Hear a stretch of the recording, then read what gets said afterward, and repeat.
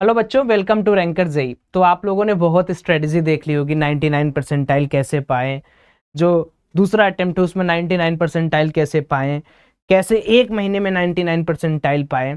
लेकिन आपको एक्चुअल में क्या चीज़ें छिपाई जाती हैं उसके बारे में पूरा का पूरा हम लोग डिस्कशन करेंगे। एंड ये वीडियो मुझे लगता है कि आपके बहुत काम वाली होने वाली है, तो आराम से देखना। मैं ऐसा नहीं चाहता हूँ कि आप अपने पढ़ाई वाले टाइम में देखें, आप रात को सोते वक्त या 15-10 मिनट आपके पास हो तो आराम से देखें। पहले एक चीज समझने की कोशिश करते हैं कि ये माजरा है क्या 99 परसेंटाइल का। 99 परसेंटाइल का मतलब सबसे पहले अपना दिमाग एक मिनट के लिए फ्री करो और सोचो कि अगर मुझे 99 परसेंटाइल मिलता है तो मुझे कितना नंबर लाना है।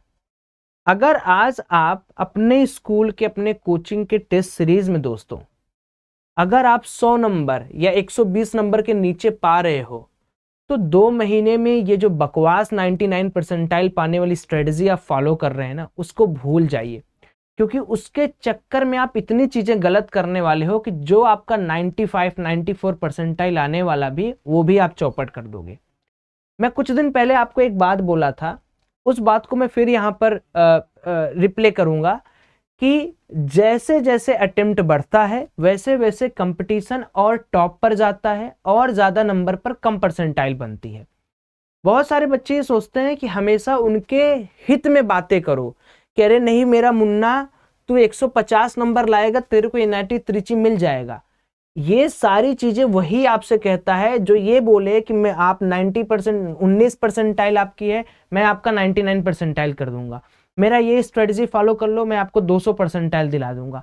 अगर इतना ही कोई परसेंटाइल दिला देता है तो ये कोटा में जो जाने वाले बच्चे हैं, जो हर साल 4-5 लाख बच्चे जाते हैं, क्यों सिलेक्शन 10,000 का होता है? वहां के क्या टीचर्स पढ़ाना नहीं जानते हैं, या वहां के टीचर्स 99 परसेंटाइल दिलाना नहीं जानते? या ऑफलाइन सेंटर्स में जहां 100 बच्चों की तादाद होती, वहां पर 3 बच्चा क्यों 99 परसेंटाइल पाता है? इट मीन्स कंपटीशन है। लेकिन आप क्या गलतियां करते हो पता है? आप इसी 99 परसेंटाइल के ट्रैप में 10 चैनल, 10 नोट्स, 10 पेपर, 10 टॉपिक, 10 तरह की चीजें सुनते हो और अल्टीमेटली आप ये भूल जाते हो हु यू आर, आपका स्ट्रेंथ क्या है, आपकी वीकनेस क्या थी, आपको पहले अटेम्प्ट से दूसरे अटेम्प्ट में क्या करना है। मैं एक बात बहुत जनरल करना चाहता हूं, आप कितना भी पढ़ लो, करोड़ रुपए वाले टीचर से पढ़ लो, आप 99 परसेंटाइल तब तक नहीं पाओगे जब तक आप बैठ के अपने से सवाल नहीं लगाते हो। अनलेस एंड अनटिल आप प्रैक्टिस नहीं करते हो, अनलेस एंड अनटिल आपको फॉर्मूला नहीं याद होता है, मेरे भाई सच्चाई को समझो, अभी भी वक्त है। मैं ये वीडियो 99 परसेंटाइल के लिए नहीं बना रहा हूं, मैं बना रहा हूं कि आपका अगर 80 परसेंटाइल वाले आप बच्चे हो, अगर आप ये वीडियो देखने के बाद अपने मन से, अपने लगन से, अपने हार्डवर्क से 85 परसेंटाइल पे जाते हो, 90 परसेंटाइल पे जाते हो, तो दैट इज योर 99 परसेंटाइल। लेकिन अगर आप इस वीडियो के अलावा 50 वीडियो देख रहे हो और अलग अलग टॉपिक, अलग अलग नोट्स, अलग अलग तरीके की चीजें समझ रहे हो, तो आप गर्त में जाओगे, जो आने वाला है वो भी कम होगा। तो क्विकली हम लोग बात करते हैं कि जेईई मेन 2024 के टर्म 2 की स्ट्रेटजी क्या रखनी चाहिए। सबसे पहले एक कठोर सत्य का सामना, प्रीवियस अटेम्प्ट को बढ़ाओ। सबसे पहले यह चीज देखने की कोशिश करिए कि हमें करना क्या है, हमारी एनालिसिस क्या होगी। पेपर पैटर्न की मैं बात पहले करता हूं। तो पेपर पैटर्न में आपने एक चीजें बहुत गौर से समझी होगी कि एक टर्म होता है ऑब्जेक्टिव और एक टर्म होता है न्यूमेरिकल। ठीक है, अब जितने भी आपके पास ऑब्जेक्टिव वाले सवाल आ रहे थे, ऑब्जेक्टिव वाले क्वेश्चंस आ रहे थे, आपको पता है कि अगर मैं फिजिक्स की बात करूं, केमिस्ट्री की बात करूं, मैथमेटिक्स की बात करूं, तो फिजिक्स और केमिस्ट्री मिला के अगर मैं यहां पर देखूं तो 50% फिजिक्स और 50% केमिस्ट्री के ऐसे सवाल थे जो डायरेक्ट फॉर्मूला पे सॉल्व हो रहे थे। तो सबसे पहला सवाल का जवाब आपको कमेंट में ये देना है, मेरे प्यारे भाई, क्या आपका फॉर्मूला पार्ट तैयार है? क्या आपको सारे फॉर्मूला मेमोराइज हैं? क्या आपको फॉर्मूला आता है? पहला सवाल का जवाब। अगर आपने सारे चैप्टर्स के फॉर्मूले रटे हैं, आपके दिमाग में कंठस्थ है, तो you are going to increase your marks. दूसरी जो हर्डल यहां पर दोस्तों समझ में आ रही है वो ये है कि इस बार 12th वाले बच्चे जब उनका बोर्ड एग्जाम कवर हो जाएगा, जब उनका बोर्ड एग्जाम ओवर होने को आएगा, तो इस बार वो बोर्ड एग्जाम के साथ साथ आपको compete करेंगे। जो बच्चे यहाँ पर बोर्ड एग्जाम दे रहे हैं वो compete करेंगे, और साथ ही साथ में जो टारगेट वाले बच्चे हैं वो भी आपको compete करेंगे। तो खास बात यह है कि बोर्ड एग्जाम में बहुत सारे बच्चे अपने आप में क्या किए रहेंगे, अटैच रहेंगे अपने आप में। वो सोचेंगे पहले मैं बोर्ड निकालूं फिर टारगेट निकालूं। तो आपको इसका फायदा कैसे उठाना है, you have to promise in the comment section that कि आपको जब आपका बोर्ड एग्जाम है, जैसे मान लो कल फिजिक्स का पेपर है, तो 2 दिन पहले आप सिर्फ फिजिक्स का पेपर का बोर्ड का एग्जाम का पीवाईक्यू सॉल्व करो, उससे ज्यादा कुछ जरूरत नहीं है। पता नहीं बोर्ड एग्जाम में भी अलग अलग तरीके के यार नौटंकी चलते, अलग अलग स्ट्रेटजी चलती है, मेरा तो सर दर्द करने लगता है। बोर्ड एग्जाम में मेरे भाई आपको 3 दिन पहले अगर पीवाईक्यूज उठा के तो तुम चार्ट जाओगे पूरा पीवाईक्यूज। करना क्या है, अच्छी राइटिंग होनी चाहिए, ड्राइंग बनाने आना चाहिए, फॉर्मुलेशन और लिखने का तरीका पता होना चाहिए, वो 3 दिन काफी है। अगर आप ऐसे बच्चे हैं जो बोर्ड एग्जाम के साथ जेई को क्वालिफाई करना चाहते हैं, तो आपको अपने अंदर एक कमिटमेंट लेना होगा कि सौरभ भाई मैं डेली, अगर आपके टीचर्स, आपके दोस्त यार आपको बोल रहे हैं कि तू केवल बोर्ड पढ़, तो आप एक बात उनसे छुपा के पढ़ोगे, 1 घंटे डेली आप यहां पर पीसीएम जेई का पढ़ोगे। कुछ मत करो, केवल ऑब्जेक्टिव सवाल लगाओ या फॉर्मूला याद करो, रिवीजन करो। बट अगर आप निराश हो गए हैं, अगर आपको लगता है कि नहीं यार मैं पहले बोर्ड का ही तैयारी कर लेता हूं, बोर्ड आपको 24 घंटे में आप 12 घंटे पढ़ो, 15 घंटे पढ़ो, मुझे नहीं मतलब, बट आपको 1 घंटे डेली पीसीएम पर देना है। और अगर आप ऐसे बच्चे हैं जो प्योर चाहते हैं कि नहीं यार मैं तो जेई के लिए ही पढ़ूंगा जी जान से, तो इसी का वाइसे वर्सा क्या हो गया, दिन भर जेई का पढ़ूंगा, 1-1 घंटे बोर्ड का पढ़ूंगा, काम खत्म। और जो वाइसे वर्सा वाला मैं बताया ना, वो सबसे बेस्ट स्ट्रेटजी है, क्योंकि बोर्ड एग्जाम सच में आप निकाल लोगे, अपने ऊपर भरोसा रखो। टारगेट वाले बच्चे इस बार जमकर तैयारी कर रहे होंगे, तो इनसे कंपटीशन आपका काफी गुना बढ़ेगा। इनको हराने के लिए 2 चीजें आपके पास, चाहे आप मीडियोकर हो, चाहे एवरेज हो, चाहे सपना देखना चाहिए आपको, ड्रीम देख रहे हो, तो 1 घंटे या तो बोर्ड का करो या तो 1 घंटे पीसीएम पढ़ो, देख लो कि आपकी कैपेबिलिटी क्या है। बहुत सारे बच्चे होते हैं, मुझे पता है, जो बोर्ड से बहुत डरते हैं। तो अगर आपके माता पिता या आपको लगता है कि नहीं मुझे तो बोर्ड पर ज्यादा फोकस करना चाहिए, सो एक ट्राई जरूर दीजिए 1-1 घंटे डेली पीसीएम पढ़ने का। वरना अगर आप डेली जेईई मेन पढ़ रहे हो, 1-1 घंटे बोर्ड पढ़ो, दैट्स एब्सोल्युटली गुड। ओके, उसके बाद हम लोग देख लेते हैं कि डिफिकल्टी लेवल कैसा था। तो मैं अगेन वही चीज रिपीट करूंगा, फिजिक्स में अगर तुम गए कूदे तो 60% तुम सवाल केवल फॉर्मूले से करके आओगे। केमिस्ट्री में तुम कूदे तो 60% सवाल तुम करके आओगे। मैथ में तुम्हें थोड़ी सी कोशिश ये करके रखनी है कि कम से कम केवल 15 से 20 चैप्टर की ही तैयारी रहे, क्योंकि इससे ज्यादा होगा भी नहीं ना, इतना आपके पास टाइम है। तो अगर आप 30 चैप्टर मैथ में कर रहे हैं, तो आज ही अपने आंख को बंद करिए, उन 30 चैप्टर्स में से सॉलिड जो आपको समझ में आते हैं 15 चैप्टर्स करिए। डिफिकल्टी लेवल बहुत इजी है, फिजिक्स केमिस्ट्री भी इजी के कगार पर है, मैथ थोड़ा सा लेंदी लग रहा है। उसके बाद कॉमन मिस्टेक जो जेईई एस्पिरेंट इस बार किए हैं, जिनसे हम लोगों ने पूछा है, सबका कॉमन मिस्टेक क्या था कि भैया फिजिक्स में हमने तो पढ़ा था कुछ और, आया कुछ और।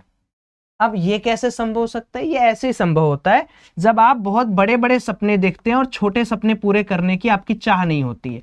लोग सिली मिस्टेक्स खूब करके आए हैं, ठीक है, लोगों ने खूब पेपर लगाया है, पता नहीं कौन कौन सा प्रेडिक्टर पेपर लगाया, वो ये मिस कर गए कि आपको फॉर्मूला नहीं पता है, आपने अपने से प्रॉब्लम नहीं सॉल्व किया है।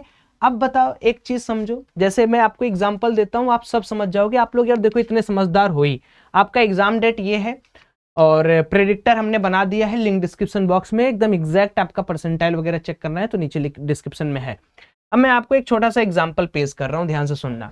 ये है Newton's laws of motion, Newton's laws of motion, ठीक। अब मैं आपसे बोला कि भाई मैं तुमको एक पेपर दूंगा, ठीक है, कोई भी टेस्ट दूंगा, मॉक टेस्ट दूंगा, तुम इसको लगाना। तो आप बोलोगे ठीक है आप दो। अब न्यूटन्स लॉज ऑफ मोशन में क्या क्या है, एक तो फोर्स के बारे में है, ठीक, एक तो भाई फ्रिक्शन के बारे में है, एक तो भाई एक्स वाई जेड है, फिर एक्स वाई जेड, ऐसे करके मान लो खूब सारे टॉपिक हैं।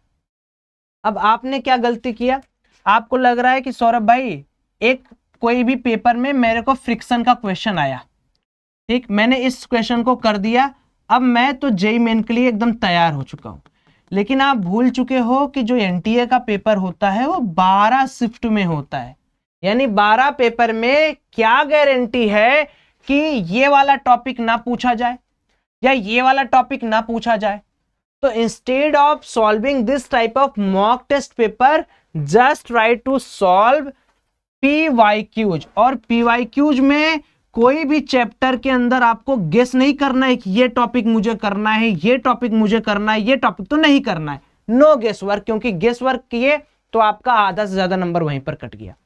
आपको क्या करना है, कोई भी चैप्टर अगर आपने लिया, वर्क एनर्जी पावर उठाओ, तो वर्क एनर्जी, आजकल तो इतने अच्छे अच्छे पीवाईक्यूज आते हैं दोस्तों, आप लगाने की कोशिश करो, उनको खरीदो, 100-150 की किताबें आती हैं, उनके अंदर जितने टॉपिक हैं, एक एक टॉपिक, वेरिएबल चेन का प्रॉब्लम हो, चाहे एनर्जी कंजर्वेशन का हो, चाहे वर्क एनर्जी थ्योरम का हो, चाहे सर्कुलर मोशन से हो, चाहे वेरिएबल फोर्स का हो, एक एक टॉपिक का सवाल लगा रहना चाहिए विथ उनका फॉर्मूला याद हुए, तब होता है असली काम।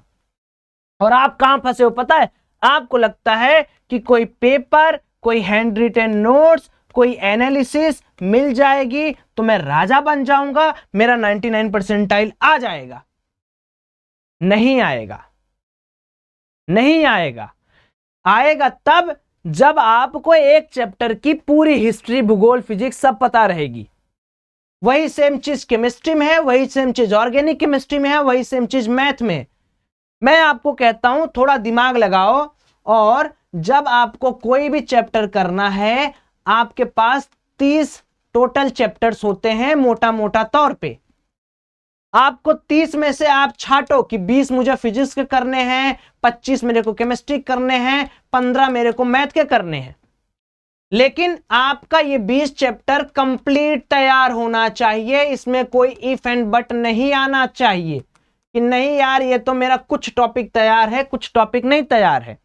अब कंप्लीट तैयार होने में बच्चे क्या गलती करते हैं, उनको लगता है कि सिर्फ फॉर्मूला रटना काफी है, सिर्फ पीवाईक्यूज करना काफी है। नहीं, कंप्लीट तैयार होने का मतलब उस चैप्टर के सारे कॉन्सेप्ट आपको पता होने चाहिए, सारे फॉर्मूला आपको मेमोराइज होने चाहिए, सारे टॉपिक के ऊपर आपने सवाल बनाए हुए होने चाहिए, और आपको पीवाईक्यूज आने होने चाहिए।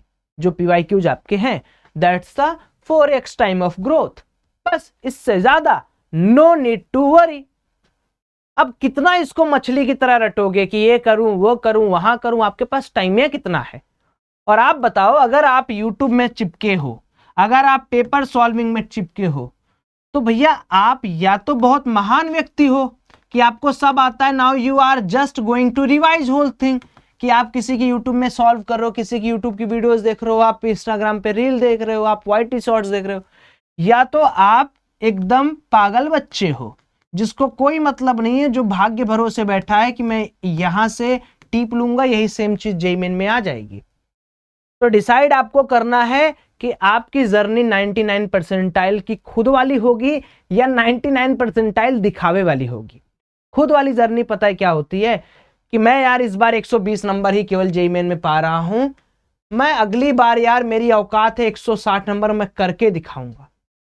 तो अगर ये 99 परसेंटाइल नहीं है दोस्तों, ये 89 परसेंटाइल भी सपोज एग्जांपल दे रहे हैं, तो it should be your 99 percentile. क्योंकि अभी आपको जिंदगी में हारना थोड़ी है, पहले एक बार खुद से सच बोल कर नंबर लाना सीखो।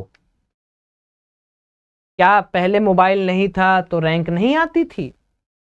आती थी ना। तो अभी मेरा यही मोटिव है कि आप थोड़ा डिस्ट्रैक्शन से बचिए। आपके पास बहुत प्लेंटी ऑफ टाइम है, आपका एग्जाम डेट है 4 अप्रैल, ठीक है?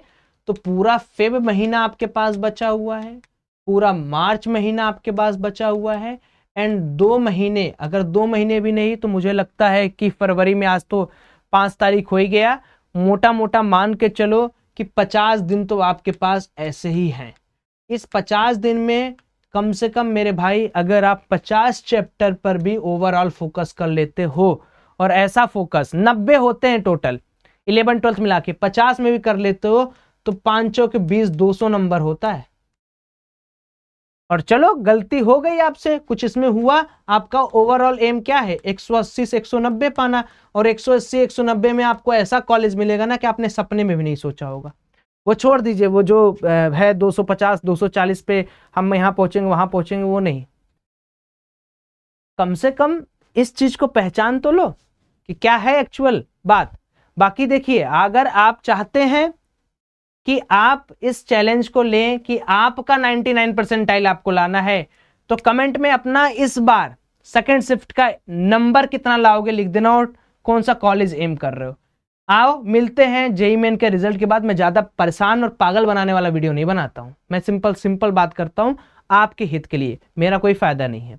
और दूसरी बात, परसेंटाइल वाला हम लोगों ने बनाया है, इसमें कॉलेज प्रेडिक्टर भी ऐड करेंगे। मेरी यही पूरी कोशिश रहेगी कि आपको एकदम एग्जैक्ट डेटा मिले।